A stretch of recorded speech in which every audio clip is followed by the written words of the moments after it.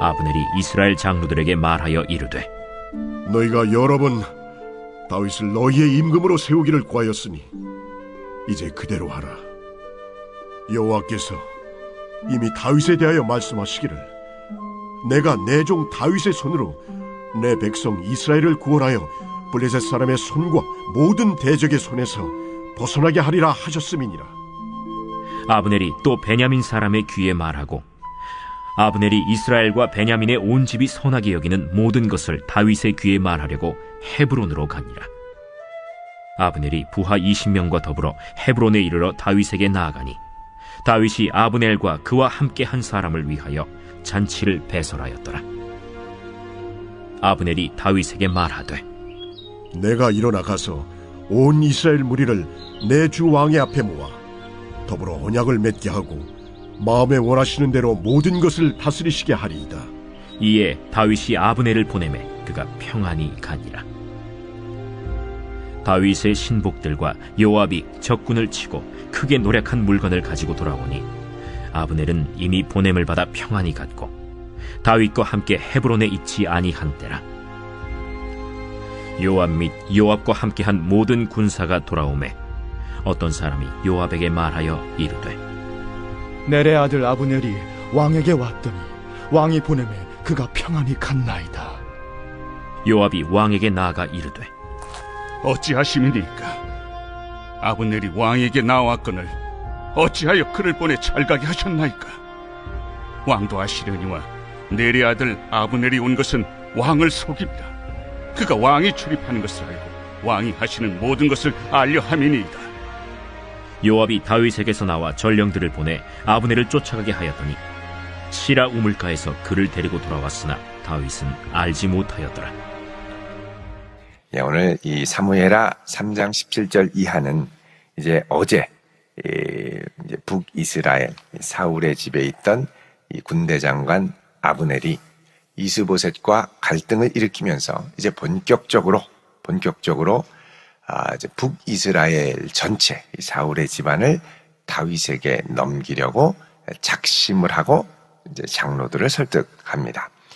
자, 17절에 아브넬이 이스라엘 장로들에게 말합니다. 너희가 여러 번 다윗을 너희의 임금으로 세우기를 구하였으니. 자, 그동안 알고 보니까 이스라엘의 여러 지도자들이 이 아브넬에게 이제 우리 좀 다윗에게 이 나라를 좀 맡깁시다. 이렇게 이야기를 해왔다는 것을 알 수가 있죠. 우리 3장 1절에 보면 다윗 사울의 집과 다윗의 집 사이에 전쟁이 계속되면서 다윗은 점점 강하여 가고 사울의 집은 점점 약하여 간다라고 그러죠.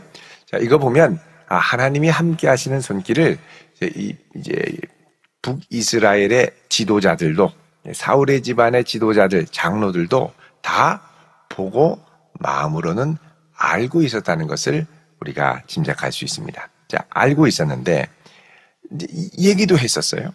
근데 아브넬은 그동안 어떻게 했습니까? 이 모든 이 요청을 거절하고 차단한 거죠.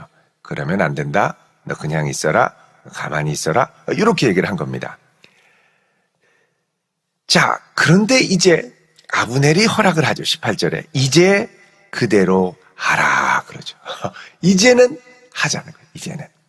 여호와께서 이미 다윗에 대하여 말씀하시기를 내가 내 종 다윗의 손으로 내 백성 이스라엘을 구원하여 블레셋 사람의 손과 모든 대적의 손에서 벗어나게 하리라 하였음이니라. 자, 그러니까 이 아브넬도 다윗이 어떤 사람인지 알았고 하나님이 다윗에게 어떤 약속을 주셨는지도 알고 있었습니다.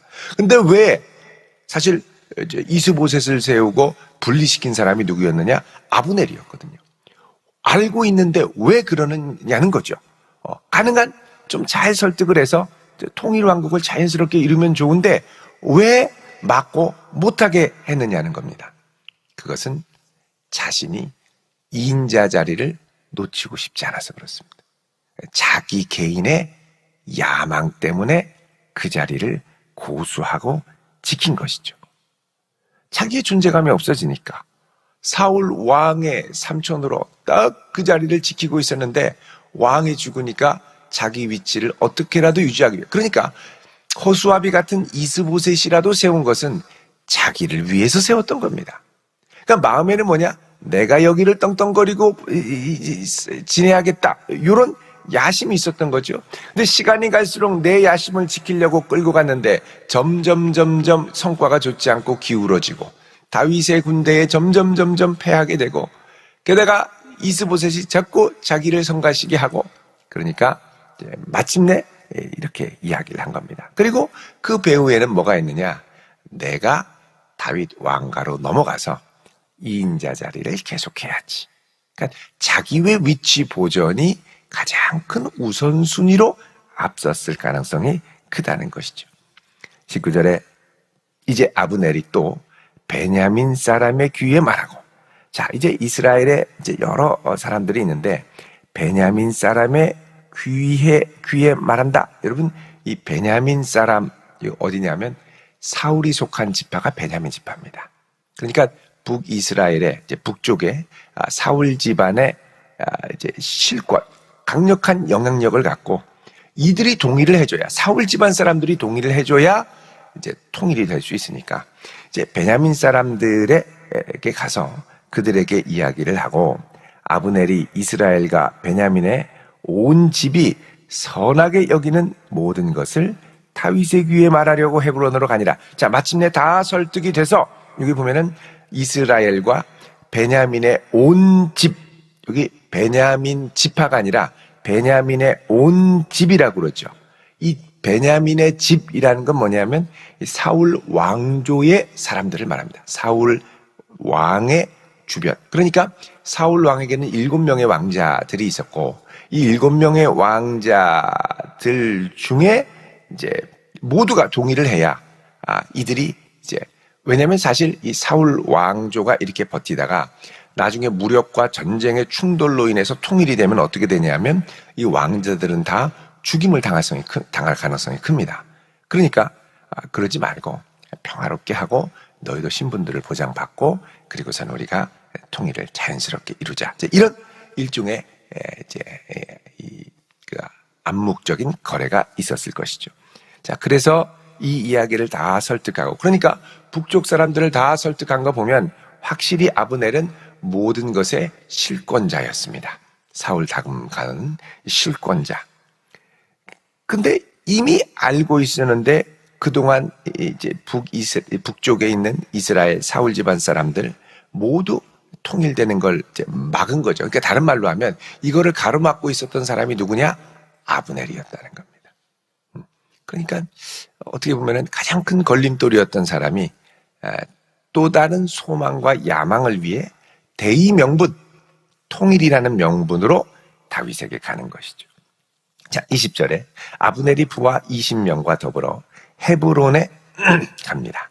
자, 다윗한테 가니까 다윗이 기쁘게 잔치를 배설했죠. 자, 아브넬이 말합니다. 21절에 보면 내가 일어나 가서 온 이스라엘 무리를 내 주 왕의 앞에 모아 더불어 언약을 맺게 하고 또 마음에 원하시는 대로 모든 것을 다스리시게 하리이다 그러죠. 자, 지금 이 아브넬은 자기 자신이 다윗에게 얼마나 중요한 사람인지, 얼마나 영향력 있는 부하인지를 어필하려고 합니다. 내가 하는 겁니다. 내가 다 왕이 원하시는 대로 제대로 한번 해서 나라를 통일해서 드리도록 하겠습니다. 그러니까 자기 존재감을 자꾸 부각시키려고 하는 거죠. 사실 이런 통일의 역사는 궁극적으로 누가 하시는 거냐? 하나님이 하시는 겁니다. 근데 아브넬의 말을 보면 하나님이 하신다는 말은 하나도 없습니다. 내가 하는 거죠. 왜 자꾸 내가 부각됩니까? 그래야 다윗에게 인정을 받고 여기서도 영향력을 갖는 사람으로 일할 수 있다는 것이죠. 그러니까 아브넬은 하나님의 손길은 거의 없고 안중에도 없고 하나님의 영광을 위해 하는 것도 아무 안중에도 없고 결국은 나의 보전과 출세와 야망에만 몰두하는 모습을 우리가 볼 수가 있습니다. 자, 이 가운데 다윗이 이런 아브넬을 받아들이죠. 그리고 이에 다윗이 아브넬을 보내매 그가 평안히 가니라 그럽니다. 그러니까 다윗은 이 가운데도 하나님의 역사이겠구나 하고 기쁘게 받아들이고 그를 수용하고 이제 보내게 되는 거죠. 자, 이렇게 해서 모든 것이 끝났다고 생각할 무렵 이제 22절에 다윗의 신복들과 요압이 적군을 치고 크게 노력한 물건을 가지고 돌아왔다 그럽니다. 그러니까 이제 아브넬이 이제 와가지고 이제 다윗과 협상을 할 때 요압은 없었던 겁니다. 왜 요압이 없었을까? 다윗의 가장 가까운 신복이었는데 다윗도 이런 정치적인 역학관계를 알고 있었던 것 같습니다. 왜냐하면 요압의 동생 아사헬을 누가 죽였습니까? 아브넬이 죽였죠. 전쟁 가운데 막 도망가는데 이 들사슴처럼 엄청나게 빨리 달려오는 거를 뒤에서 갑자기 푹 찔러가지고 죽였단 말이죠. 그러니까 요압이 이 아브넬 그러면 이를 갈고 있었던 거죠. 그러니까 둘이 만나면 반드시 충돌이 일어날 걸 알고 요압에게 미션을 주는 겁니다. 저 가서 이 잔당들을 좀 소탕하고 와라. 근데 요압이 얼마나 충직하고 실력이 출중했던지 가서 후닥닥닥 다 무찌르고 예상한 것보다 좀 빨리 돌아오는 거예요. 그 크게 노력한 물건 이거 보면은 아주 대승을 거둔 거죠. 그리고서 돌아오는데 아브넬은 이미 보냄을 받아 평안히 갔고 다윗과 함께 헤브론에 있지 않았다는 겁니다. 자, 이때 이제 돌아오니까 23절에 군사가 돌아오니까 어떤 사람이 요압에게 말합니다. 넬의 아들 아브넬이 왕에게 왔더니 왕이 보내매 그가 평안히 갔나이다. 자, 이 말을 듣고 요압은 눈이 확 돌아갔겠죠. 내 동생을 죽인 저 아브넬을 어떻게 왕은 가만히 두냐는 거죠. 우리의 장수를 죽인 이 아주 철천지 원수를 어떻게 그냥 두냐는 거죠. 그러면서 왕에게 가서 이야기를 합니다. 24절에 왕에게 나아가 이르되 어찌하심이니까 아브넬이 왕에게 나아왔거늘 어찌하여 그를 보내 잘 가게 하셨나이까. 왕도 아시려니와 넬의 아들 아브넬이 온 것은 왕을 속임이라. 자, 요압이 생각할 때 아브넬이 온 것은 무엇 때문이라고요? 왕을 속이기 위해서. 그가 왕이 출입하는 것을 알고 왕이 하시는 모든 것을 알려 함이니이다. 결국 스파이짓 하려고 여기에 온 겁니다. 이렇게 얘기를 하는 거죠. 자, 여러분, 이 요압이 이렇게 왕을 생각하는 것처럼 충직하게 이야기하지만 사실은 이 안에는 요압 개인의 사사로운 복수심이 불타고 있다는 걸 우리가 알고 있어야 합니다. 그러니까 여러분, 사람이 정말 충직하게 대의명분을 위해서 말하는 것 같지만 그 속에는 각자 자기들만의 숨겨진 욕망과 야망이 있더라는 거죠. 겉으로는 번지르르하게 얘기합니다. 근데 그 속에 보면은 아주 은큼한 의도와 계략들이 숨겨져 있는 것이죠. 여러분, 이게 사람이 잘 분별을 못합니다. 이게 기도해야 돼요. 하나님의 은혜를 구해야 돼요. 하나님, 여기서 정말 하나님이 원하시는 기뻐하시는 뜻이 무엇일까요? 저 사람이 움직이는 동기는 무엇일까요? 왜 저렇게 할까요? 하나님, 볼 수 있는 눈을 주십시오. 여러분, 그렇게 기도하시기를 바랍니다. 그게 지혜로운 성도예요. 안 그러면 사람이 막 좋게 얘기하는데 다 좋은 것 같아요. 정말 훌륭한 사람 같아요. 정말 대명부를 위하는 것 같아요. 정말 하나님의 영광을 위해 그러는 것 같아요. 정말 나를 위해서 얘기하는 것 같아요. 다윗 왕을 위해서 하는 것처럼 아브넬도 다가와서 그러고 요압도 다가와서 그러고. 그러니까 여러분, 나를 위하는 사람이 다 나를 위하는 게 아닙니다. 지금 다윗을 위하는 것처럼 두 사람이, 그죠? 제일 출중한 두 사람이 와서 다윗한테 얘기를 했죠. 근데 알고 보니까 다 다윗을 위한 게 아니라 자기를 위한 거였어요. 그러니까 위를 이용하는 거죠. 이인자의 특징입니다. 그러니까 자칫하면 노란할 수 있는 거예요. 왕이. 부하에 의해 노란할 수 있는 겁니다. 이거는 다윗이 어리석어서도 아니고 다윗같이 훌륭한 왕이라도 그럴 수 있다는 거죠. 이게 왜 그러냐? 역학적으로 그렇습니다. 역학적으로.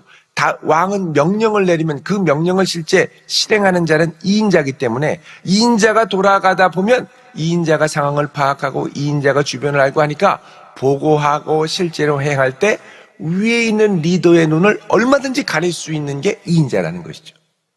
그래서 충직한 팔로워, 끝까지 함께 갈 수 있는 팔로워를 위해서 여러분 기도하시길 바랍니다. 안 그러면 잘 돌아가는 것 같은데 결국은 주변에서 야금야금 다 썩어 들어가다가 무너지죠. 국가는 왜 실패하는가? 이런 제목의 책이 있습니다. 그것도 보면 주변에서 야금야금 보이지 않는 동안 망하게 되는 거예요. 그 정치적인 위기는 뭐냐? 항상 이인자의 위기입니다. 예, 우리나라도 뭐 정치 위기, 외국에도 정치 위기 보면 항상 이인자의 위기입니다. 정치의 위기, 리더십의 위기는 항상 이인자의 위기죠. 그래서 이인자들이 제일 잘 서야, 퍼스트 팔로워들이 잘 쓰고 깨어있고 기도해야 그 다음에 리더도 잘 서고 리더도 잘 보조하고 리더를 통해서 하나님이 원하시는 방향을 잘 갈 수가 있지. 이 주변의 팔로워들이 이상해요. 왕 앞에서는 잘하는 것 같고 열심히 하는 것 같은데 돌아서면 진짜 당나라 군대입니다. 그러면 위기인 겁니다. 위기. 그래서 그 공동체가 깨어 기도하려면 퍼스트 팔로워들이 깨어서 기도해야 됩니다. 목장 인도자가 깨어서 기도해야 되지만 지기들이 깨어 기도해야 목장이 살아나요. 깨어서 기도해야 됩니다. 깨어서 기도해야 됩니다. 자, 그런데 지금 다윗한테 왔던 모든 아주 출중한 두 장수들이 충직하게 최선을 다해서 말하는 것 같지만 결국은 자기의 사사로운 의도가 다 감추어져 있다는 것이죠. 자, 왕은 아무 말 안 했던 것 같습니다. 근데 26절 보십시오. 어떻게 합니까? 이에 요압이 다윗에게서 나와 전령들을 보내 아브넬을 쫓아가게 하였더니 시라 우물가에서 그를 데리고 돌아왔으나 다윗은 알았어요? 몰랐어요? 몰랐습니다. 자, 요압이 와서 이놈을 내가 가만두지 않겠다.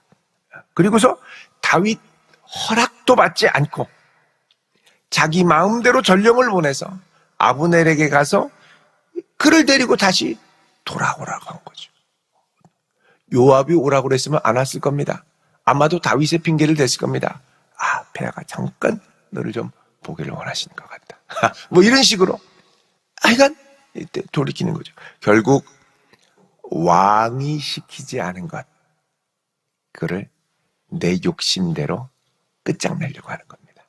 내 욕심대로 끝내버리려고 그러는 거예요. 왜?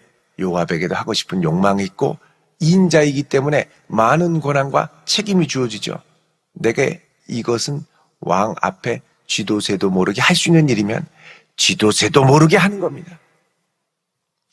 결국 이렇게 자기 지혜로 왕을 좌지우지하려고 했던 사람들의 결론은 비참하게 되죠.